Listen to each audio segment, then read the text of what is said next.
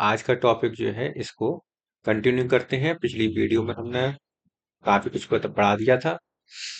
आज की वीडियो में देखिए, आज की वीडियो में हम प्रमुख अजैविक कारक के बारे में पढ़ेंगे। ठीक है, तो पर्यावरणीय कारक जो है ये इन्वायरमेंटल फैक्टर्स जिन्हें हम कहते हैं, ये दो प्रकार के होते हैं। कौन कौन से दो प्रकार के होते हैं?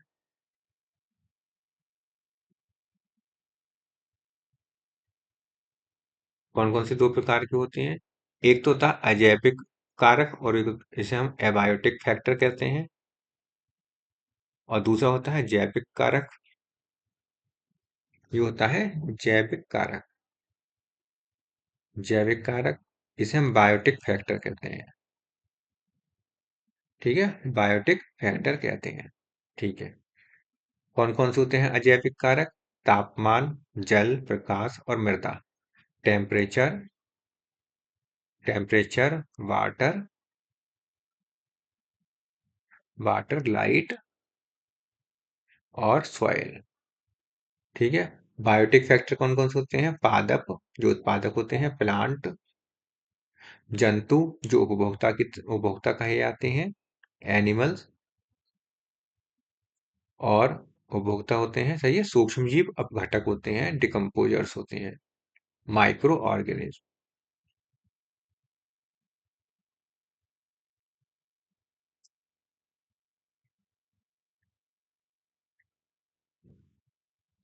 ठीक है, तो ये होते हैं। उत्पादक होते हैं, प्लांट कैसे होते हैं? उत्पादक होते हैं मतलब फोटोसिंथेटिक होते हैं, प्रोड्यूसर होते हैं, उपभोक्ता कार होते हैं, कंज्यूमर्स जिन्हें कंज्यूमर्स कहते हैं। प्लांट कैसे होते हैं? प्रोड्यूसर्स होते हैं, प्रोड्यूसर मतलब उत्पादक होते हैं। जंतु जो होते हैं वो कंज्यूमर होते हैं, कंज्यूमर कंज्यूम करते हैं मतलब उपभोक्ता होते हैं। और माइक्रो सूक्ष्म जीव जो है, माइक्रो ऑर्गेनिज्म, ये क्या है? अपघटक होते हैं, डिकम्पोजर होते हैं, डिकम्पोजर, ये डिकम्पोजर्स होते हैं। ठीक है, अब सबसे पहले हम पढ़ेंगे तापमान, टेम्परेचर पढ़ेंगे। तापमान जो है एक सबसे ज्यादा प्रासंगिक पर्यावरणीय कारक होता है। कैसा प्रासंगिक पर्यावरणीय कारक होता है? पर्यावरण से मिलता है हमें तापमान। उपापचयी क्रियाएं इससे क्या होते हैं? एंजाइम, एंजाइम की उपापचयी क्रिया पर ये अपना असर डालता है तापमान। और एंजाइम को क्या चाहिए? अपना काम करने के लिए प्रॉपर तरीके से ऑप्टिमम टेम्परेचर, निश्चित तापमान होता है एंजाइम का जिस पर वह अपनी उपापचय क्रिया को करता है। टेम्परेचर चेंज जब होता है तब ऋतुओं में कब होता है? टेम्परेचर चेंज होता है, और टेम्परेचर चेंज होने से एंजाइम की क्रियाशीलता में अंतर देखने को मिलता है। अब जैसे कि हम देख लेते हैं, पूरी पृथ्वी पर सबसे सेंटर में बीच में क्या होता है? उष्ण, ये भूमध्य रेखीय होती है, भूमध्य रेखा। और भूमध्य रेखा पर 0 डिग्री मानते हैं इस पर। ठीक है, और उष्ण कटिबंधीय क्षेत्र होता है। कैसा क्षेत्र होता है ये? उष्ण कटिबंधीय क्षेत्र होता है। ठीक है, ये मध्य भूमध्य रेखा होती है, भूमध्य रेखा पर उष्ण कटिबंधीय क्षेत्र होता है। ये कौन सा क्षेत्र है? ये शीतोष्ण, ये कर्क रेखा, और ये नीचे की तरफ कर्क रेखा। चलो, कर्क रेखा को हम ऐसे करते हैं, अलग अलग से बना दे रहे हैं। कर्क रेखा को हम दूसरे पेन से बना दे रहे हैं, पीले पीले से बना देते हैं।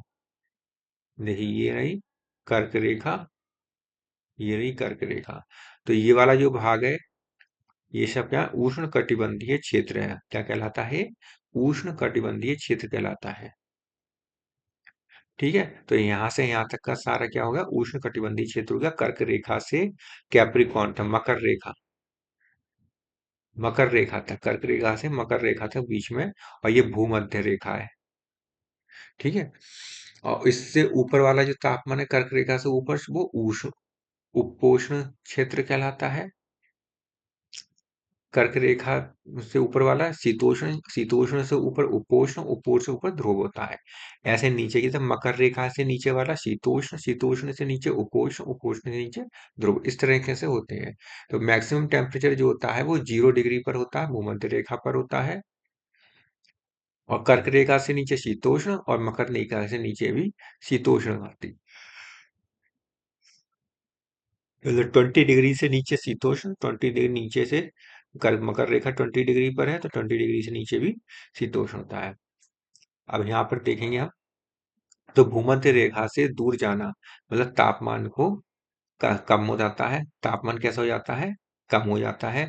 जब जब तापमान कम हो जाएगा तो वह कम एनिमल्स रहेंगे, तो जैव विविधता भी की में भी कमी देखने को मिलती है, और प्रकाश की तीव्रता भी वहां कम होगी, क्योंकि वहां ठंड पड़ती है। प्रकाश की तीव्रता भी कम होती है। तो मैदानों से पर्वत शिखरों की ओर, मैदानों से हम पर्वत शिखरों की तरफ जाएं, मैदानों से ऊपर की तरफ जाएं, पर्वतों की तरफ जाएं, तब भी तब भी क्या होगा? तापमान घटेगा, जैव विविधता घटेगी, प्रकाश की तीव्रता घटेगी। और भूमध्य रेखा से दूर जाएं, भूमध्य रेखा से पोल की तरफ जाएं, चाहे इधर दक्षिणी पोल या उत्तरी पोल की तरफ जाएं, नॉर्थ पोल की तरफ या साउथ पोल की तरफ जाएं, तब भी तापमान घटेगा, जैव विविधता घटेगी और प्रकाश की तीव्रता भी घटेगी। आवाज तो सही से आ रही है? तब भी तीव्रता घटेगी। आगे देखिए क्या है, ध्रुवीय क्षेत्रों और उच्च तंगुता है, हाई एल्टीट्यूड। ध्रुवीय क्षेत्र मतलब नॉर्थ पोल और साउथ पोल। उच्च तंगुता मतलब हाई एल्टीट्यूड, मतलब पहाड़ों के ऊपर वाले क्षेत्रों में तापमान अब शून्य, सुबह सब जीरो से लेकर अब शून्य से लेकर ग्रीष्म में उष्ण कटिबंधीय मरुस्थलों में 50 डिग्री से अधिक तक पहुंच जाता है। ठीक है। तो ठंडों ध्रुवीय क्षेत्र पर देखिए, उच्च तंगुता वाले क्षेत्र पर, हाई एल्टीट्यूड वाले क्षेत्र पर देखिए, फिर तापमान कहा जाता है सब जीरो मतलब जीरो से भी नीचे चला जाता है। और गर्मियों में अब हम देखें तो उष्ण कटिबंधीय मरुस्थलों में 50 डिग्री से भी अधिक तक पहुंच जाता है। तो देखिए कितना ज्यादा वेरिएशन है, कितना ज्यादा वेरिएशन है। जीरो से भी नीचे चला जाता है, माइनस में चला जाता है, नेगेटिव माइनस में टेम्परेचर चला जाता है, और माइनस में टेम्परेचर, और जब गर्मियां आती हैं तो 50 डिग्री से भी अधिक हो जाता है। तो ये कितना ज्यादा वेरिएशन हो जाता है, देखने को मिलता है। गर्म झरने, गहरे सागर के उष्ण जलीय निकास, हाइड्रोथर्मल वेंट, उष्ण जलीय निकास को कहते हैं हाइड्रोथर्मल वेंट में औसत तापमान 100 डिग्री से अधिक होता है। उष्ण जो हाइड्रोथर्मल वेंट क्या होते हैं? जो समुद्र के अंदर तलहटी पर जो कुछ दरारें होती हैं, उनमें से गर्म पानी उसमें से निकलता रहता है, उसमें से गर्मी निकलती रहती है, लावा निकलता रहता है, गर्मी नहीं होती, गर्म गैसें निकलती रहती हैं, जिस कारण क्या उसके आसपास का जो पानी होता है वो गर्म हो जाता है, 100 डिग्री तक गर्म हो जाता है। तापमान सभी जीवधारियों की उपापचयी क्रियाओं को प्रभावित करता है। ठीक है। तापमान क्या करता है? सभी जीवधारियों की उपापचयी क्रियाओं को प्रभावित करता है। प्रत्येक उपापचयी क्रिया का एक अनुकूलतम ताप होता है, याद रखना, सबका एक अनुकूलतम ताप होता है उपापचयी क्रिया का, जिस पर जीव अधिकतम उपापचयी दर प्रदर्शित करते हैं।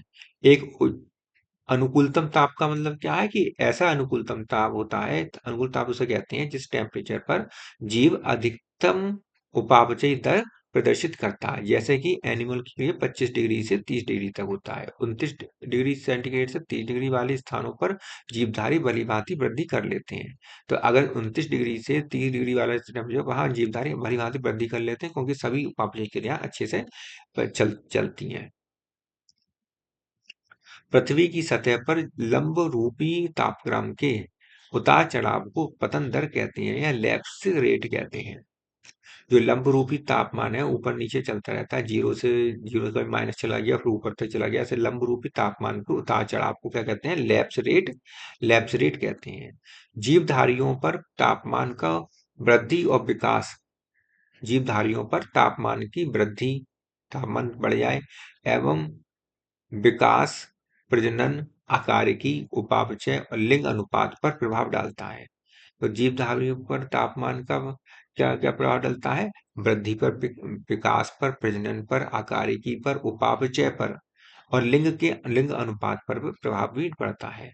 जंतु ताप के अनुसार प्रवसन, माइग्रेशन जिसे कहते हैं, माइग्रेशन में एक स्थान से दूसरे के जाना करते हैं। जब जंतु ताप के अनुसार, जैसे कि अगर किसी को कम टेम्परेचर में रहना है और टेम्परेचर बहुत बढ़ गया मरुस्थल में, तो वो मरुस्थल से वहां से निकल जाएगा, गर्म स्थान से निकल जाएगा और कम टेम्परेचर जहाँ होगा वहां उस तरफ की तरफ फिर माइग्रेट कर जाएगा, चला जाएगा। जैसे कोयल, कोयल क्या करती है, गर्मियों के दौरान भारत के उत्तरी क्षेत्रों में, गर्मियों के दौरान तो कहाँ चली जाती है, उत्तरी क्षेत्रों में, ठंडी की साइड है, और सर्दियों में दक्षिणी पूर्वी भागों में। गर्मी गर्म जगह कौन सी होती है सर्दियों में, दक्षिण पूर्वी भाग, तो वहां पर चली जाती है। और श्रीलंका की ओर प्रवेशन करती हैं और श्रीलंका चली जाती है। और कोयल, कोयल की बात कर रहे हैं। यूथर्मल, पृथुतापी और तनुतापी मतलब एक्सटर्नोथर्मल, ये कौन होते हैं, पृथुतापी है यूराइथर्मल जो होते हैं तापमान के व्यापक परास को सहन कर सकते हैं। जो यूराइथर्मल एनिमल्स होते हैं, तापमान के व्यापक परास को मतलब बहुत लंबे बहुत ज्यादा कम पर भी रह चल लेते हैं और ज्यादा बहुत अधिक पर भी रह लेते हैं, तो व्यापक परास हो गया। जैसे कि 20 डिग्री सेंटीग्रेड पर भी रह लेते हैं और 50 डिग्री सेंटीग्रेड पर भी रह लेते हैं, तो 20 डिग्री से 50 डिग्री में व्यापक ताप हो गया, इस पर ये सहन कर लेते हैं। जैसे गाय, टोड, मनुष्य, साइक्लोप्स, ये सब रह लेते हैं। जबकि स्टेनोथर्मल जो होते हैं, ये तापमान के कम परास को सहन कर पाते हैं। ये थोड़े से तापमान के परास होता है, चेंज होता है, बस उसी को कर पाते हैं। जैसे 20 डिग्री से 30 डिग्री सेंटीग्रेड पर, जैसे सील होती है, घोंगे, कोरल मछलियां, ये क्या होती हैं कि फिशेस, कोरल्स होती हैं, कोरल्स, घोंगे, पाइला और सील, तो ये क्या क्या होते हैं, ये सब थोड़ी सी टेम्परेचर में चेंज होता है, उसी को ये टेम्परेचर को बर्दाश्त कर पाते हैं। अब देखिए दूसरा आता है इसके बाद जल। कितना टाइम हो गया, 12 मिनट हो गए।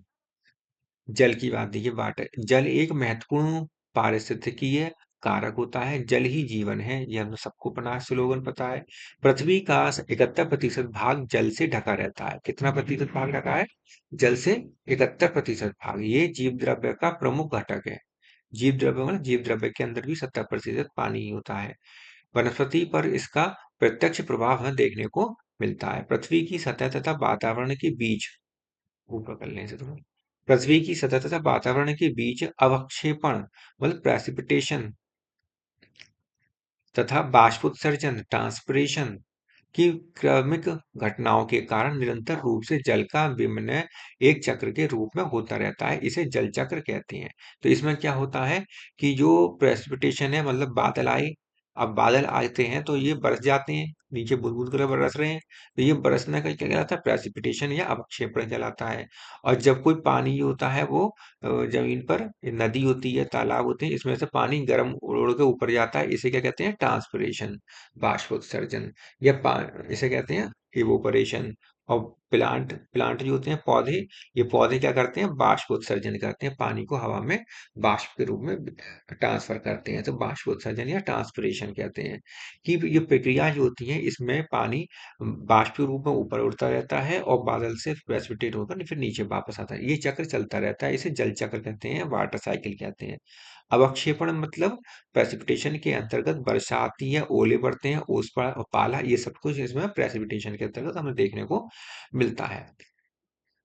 पादपों की उत्पादकता और वितरण पर, उत्पादकता, कैसे पादप पौधे और वितरण, कहाँ कहाँ पर उग रहे हैं, पर जल का अधिक प्रभाव होता है। मरुस्थलीय स्थानों पर जल सीमित होता है, तो समुद्रों में जल की अधिकता होती है, परंतु दोनों ही स्थलों पर पादपों की अनुकूलता के लक्षण होते हैं।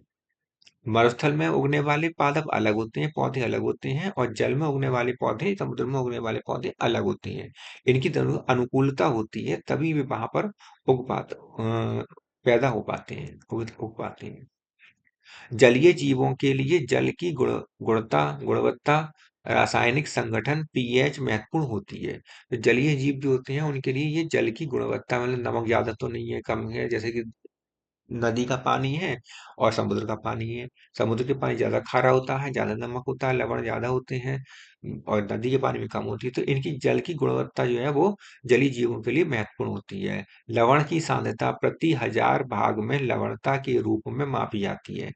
लवण की सांद्रता कैसे नापी जाती है? प्रति 1000 भाग के रूप में लवणता के रूप में नापी जाती है। अतः स्थलीय जल, जो अंडरग्राउंड वाटर जो होता है, पानी जमीन के अंदर का पानी में 5% से कम, समुद्र में, तो जो स्थलीय जल होता है, अंडरग्राउंड वाटर जो नलों में आता है, तो उसमें क्या होता है, 5% से कम होता है लवणता।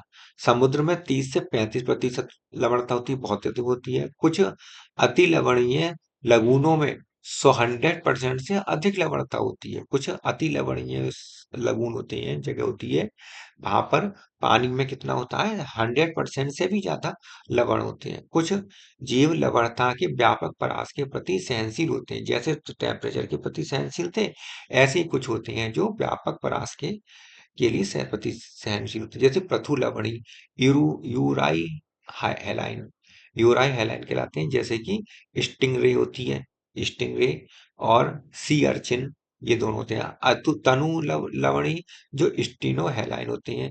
स्टीनो हेलाइन मतलब कम परास को, साल्ट के कम कम परास को ये क्या करते हैं, कम परास को ये सहन कर पाते हैं। अन्य कम परास में जैसे कि गोल्डन फिश होती है, वो कम परास को सहन कर पाती है। अनेक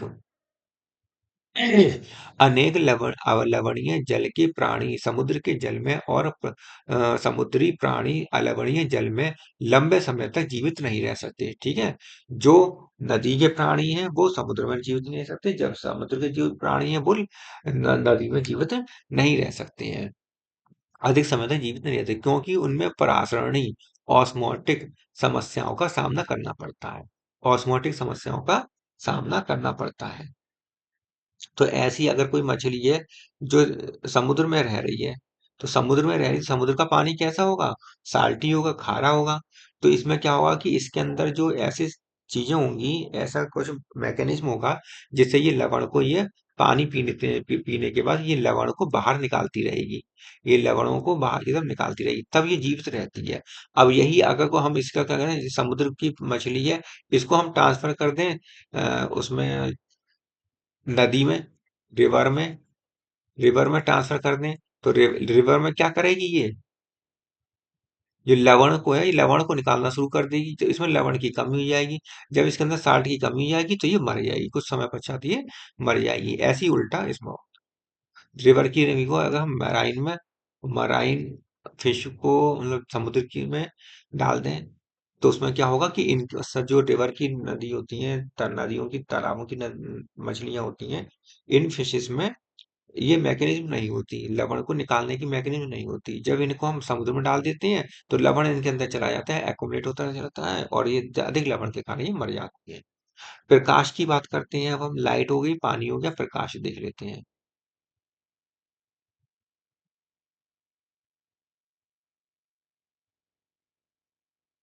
अब प्रकाश, लाइट को देखते हैं।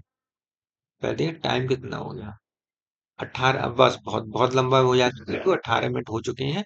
अब मिलते हैं फिर कल कल की वीडियो में, और कल की वीडियो में क्या करते हैं, फिर इसको हम आगे कंटिन्यू करते हैं, प्रकाश के बारे में पढ़ेंगे। ठीक है, गुड बाय। तो फिर चलते हैं फिर नेक्स्ट वीडियो में।